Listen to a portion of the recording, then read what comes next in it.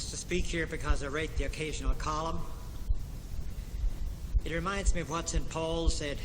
His letters, they say, are weighty and powerful, but his bodily presence is weak and his speech contemptible. This is one of the reasons I wrote out my address to you, because if I didn't, I'd forget half of the things I wanted to say, and I'd say twice as many things that I'd rather forget.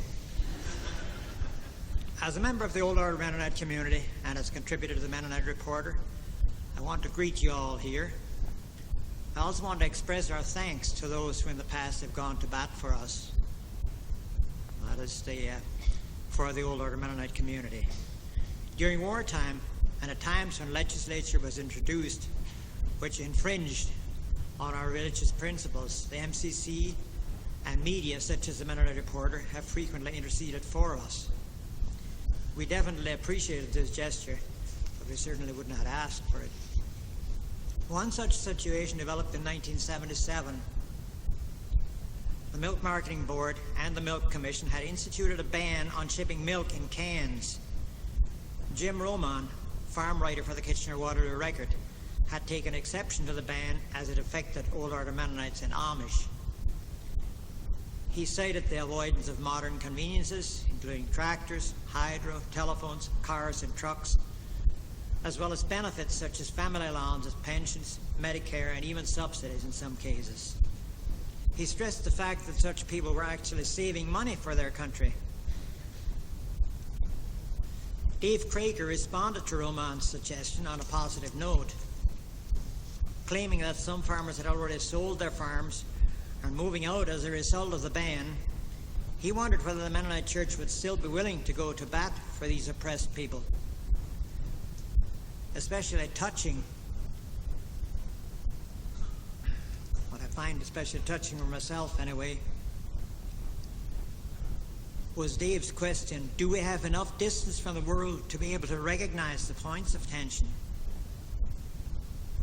In the following issue of the Reporter, Ivan Unger of Cambridge took the matter a step further. He mentioned the fact that Elwyn Shantz was no longer capable of speaking on behalf of Old Order groups. He wondered whether the MCC or other Mennonite conferences could carry on Shantz's work of speaking on behalf of such brethren. At this point, I want to insert a few remarks of my own. With due respect for Roman's concerns, I see a touch of sensationalism in this presentation. He mentioned a large group of Old Order people who were affected, when in reality the only ones to be seriously affected were the Amish at Aylmer. Most of the Waterloo County Mennonites who shipped milk were already in a position to install bulk tanks if they had not yet done so. The Mildred and Amish group who shipped milk were satisfied to revert to cream shipping. Meanwhile, the Aylmer Amish suggested an alternative proposal. They were willing to set up a bulk tank in a central location to which individual shippers would bring their milk. After temporarily suspending the ban, Premier Davies announced a compromise by which the Amish farmers' suggestion of a centralized bulk tank would be accepted.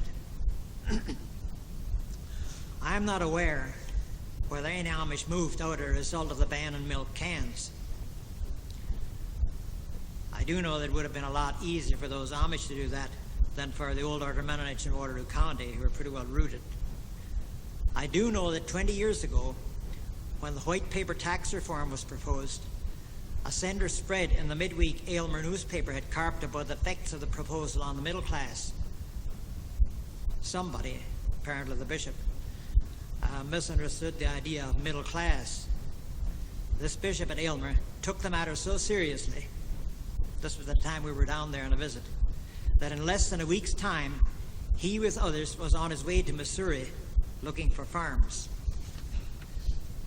How did I do for 5 minutes?